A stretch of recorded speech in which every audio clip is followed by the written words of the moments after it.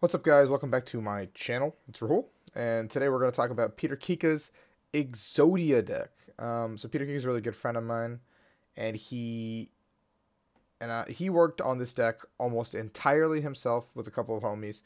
I was in on it for a little bit. I was very excited to play a deck like this, and about last minute I chickened out, if you could say. I couldn't bring myself to play this out of the lack of confidence I had in myself to pilot something as complicated and combo oriented as this.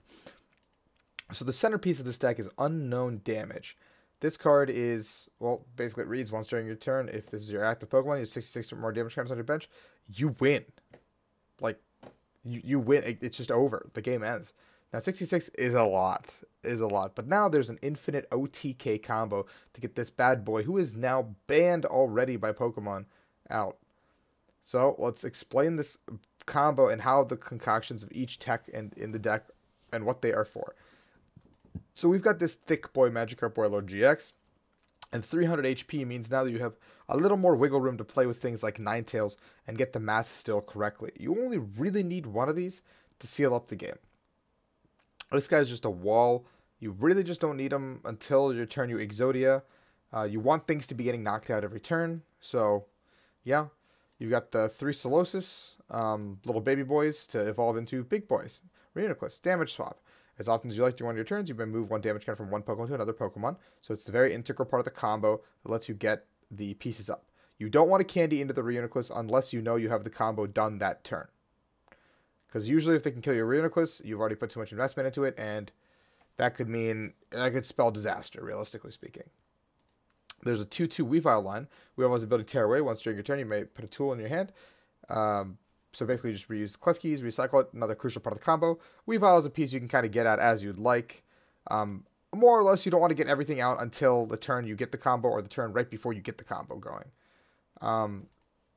Ditto is really good for this because Ditto has Transform. So Ditto counts as any basic in your entire deck. Doesn't eat up a bench spot. It's very vanilla. It could become a Reuniclus in 2 turns with a Solosis. It could become a Weavile. It could become a Wailord. It could become a Clef Key. It could become literally anything, and that's why it's really amazing in this deck. You've got 2 Clef Keys because you don't want to prize one. And you've got to miss your mind because we were expecting a lot of the Archie's Blastoise, and if you don't play it, sure they have lab, but if you don't play it and they don't find their lab, the game could end right there. Alolan Vulpix, there's 3 of them. Beacon is very good in hands where you simply have all the cards you need from Beach or have a big hand already, so therefore you're not just passing your turn back to your opponent. You can Beacon and grab 2 Pokemon, set up a board state where next turn all you need is a teammates or another piece to just kind of end the game. Alolan Ninetales is insanely good in this deck because you can fish out things like Pokemon Communication, Rare Candy, Level Balls, Trainer's Mail, Computer Search most importantly, and you can simply just end the game right there. So that's all the pieces of the combo. As you can imagine, the combo goes Alolan Ninetales, get all your pieces you need, Clef Key with the Magma Base out, 2 damage counters, move the 2 damage counters with Reuniclus, attach the Clef Key, tear away, put it back in your hand, continuously do this until you get enough damage on your board when you can bet Unknown Damage, float stone your active, retreat into the bench, move the Unknown to the active, and the game will end. And I'll explain some of the nuances of the deck. You got a Computer Search. You need to find stuff, obviously. You don't care about dowsing. Every other aspect kind of sucks for this deck. Master Ball maybe can be considered. That's the only other one. Oh, there's one Field Blower because you do need to deal with Garbotoxin. You do need to have an answer to that kind of stuff. And if you don't, it's just like, why? You're just going all in, You're going way too all in. There's 4 level balls. Every single card in this deck can be level ball searchable, besides Ninetales and besides Wailord.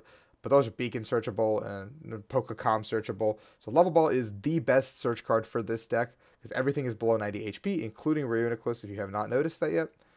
There's 3 Pokemon Communications because sometimes you'll have cards you don't want in your hand and you can throw them back in and get another combo piece out. Also, if you have like a dead Pokemon in your hand, Ninetales will give you a combo piece with the com. There's 2 candies because you don't really need more than 1 because you just only need 1 Reuniclus to end the game. You only ever need 1. So that's why it's there. Rescue Searcher there's 3 of because almost every turn you're expecting something to get knocked out. And if something is getting knocked out, you can just stretch her and that becomes an easily searchable target. Especially with, things like that are as fragile as Solosis and Ditto, and everything's below 90 HP, right? So like something's probably going to be dying every single turn. So you can keep stretching, keep cycling, just keep the deck going. 4 Trainer Smells, because you really need to find that turn 1 beach. You really need to find those turn supporters. Yeah, basically that's enough said on that aspect. There's 1 VS Seeker because it's 9 tails searchable, so you can go 9 tails on the VS into the teammates to close out the game, or 9 tails on the VS into like Guzma or Gladian or something. I don't know. Like mostly it's for the teammates play. It's just 9. It's a 9 tails searchable teammates potentially. There's 2 Magma Base. You need the Magma Base to just pop off on the combo. And there's 4 Beach. Beach is like very important to have in the early game. Just draw cards, have cards, and just have pieces of the combo so you don't have to find as many pieces per turn. Bridget is probably the best turn 1 supporter for this deck. You just get double Ditto or like Ditto Sneasel Solosis. So if 1 piece dies, the Ditto becomes the other piece in your combo, and you can just get the dead piece back with a teammates or a stretcher or a level ball or something. And you just keep that sort of a board state where you can threaten that you have this Ditto can become anything realistically. You have a Gladian because on the off chance 2 of any piece are prized, one of the 2 Relicas, one of the 2 Unown, one of the 2 Weaviles, one of the 2 Clefkeys, one of the 2 Whale Lords, one of the 2 Ninetales, like yada yada. Magma Base, you just Gladian for your 1 piece, get it. And on the off chance you have 4 or 2 copies of 2 of each thing's prized, well, that sucks that it happened. I mean, it happened once in a while, and statistically it's very improbable that happens, but it could happen. Literally, I'll calculate the odds right now of this. So just bear with me real fast. 4 out of 60 times 3 out of 59 times 2 divided by 58 times 1 divided by 57. The odds are 0.002% of that happening. Okay.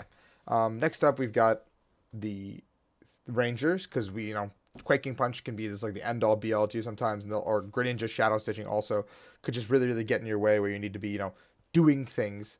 And that's pretty much Rangers 4. There's 3 teammates because it's the lifeblood of the deck after turn 1. After your Bridget, teammates becomes what you want to be doing every turn. And if you have 9 tails plus teammates, that's 4 pieces of the combo you can find. And with that, you usually... Oh, sorry. Can wrap up the combo where you need the combo to be. The bodybuilding dumbbells is for Sudowoodo, because if you are under pseudo lock and your board per se is 9 tails active damage, let's just assume active is damage. So damage, Whale Lord, 9 tails, Reuniclus, Sneeze, Weavile, 80, 80, 290, 190. That adds up to 640 if I'm correct with that simple quick math. So you're 20 short. So the dumbbells gives you 40 extra HP. And this dumbbells can go on Weavile or Ninetales and just end it. But the other 2 options you could be playing are Giant Cape, which is for evolution, which is a plus 20, or you could be playing a Fighting Fury Belt to ensure that some of your basics like Solosis don't die with plus 40 HP that you can put onto a Solosis. But it's counterintuitive because you do want dudes dying every turn. So yeah. And there's 2 Floatstones, which are very good for, just getting out of the active to end the combo. So the deck's worst matchup, as you can imagine, is anything with Muck in it, because Muck, when it comes down, you cannot win the game. Like, the game literally will end right then and there, because your unknown damage does not do anything, the rest of your deck does not do anything, your win condition is now eliminated. Zora Garbodor was the reason that I did not play this deck, because I was testing against it, and I felt like I was just a little bit off every time of what I needed to do to win the game. I felt like I was 1 piece off every time from what I needed to do to win the game, and that just kind of deterred me from playing the deck. Granted, I knew Zora Garbodor would be a very popular deck, but I didn't want to have to deal with that matchup if I was going to win the tournament, if that makes sense. And I felt like if I was playing this, I would want to go as deep as possible. But I should have just taken the mindset of I want to have fun, make day 2, and see where it takes me. Yeah, so other than that, the matchups were all pretty much favorable. Anything aggressive is very good for you. Anything mill, good for you. Unless they get very lucky with their mills, like Lucamine Handiwork. Anything that leaves Lone Wob active is very, very bad for you. That's pretty much lights out also. Anything that, like Wob, Muck, Trevenant is not great. The deck is very all-in. My friend Peter Kica made day 2 with the deck, but he found some unfortunate matchups in the second day and found himself quickly out of contention for even top 64. But there is a stream game that you can watch on Critical Hits YouTube channel of him versus Krista Porco playing Lost March, and you can see how powerful the deck is. He did have game 1, but he didn't see it because he let Chris have 2 prizes, so he couldn't knock out his active. But yeah, all in all, the deck is very good.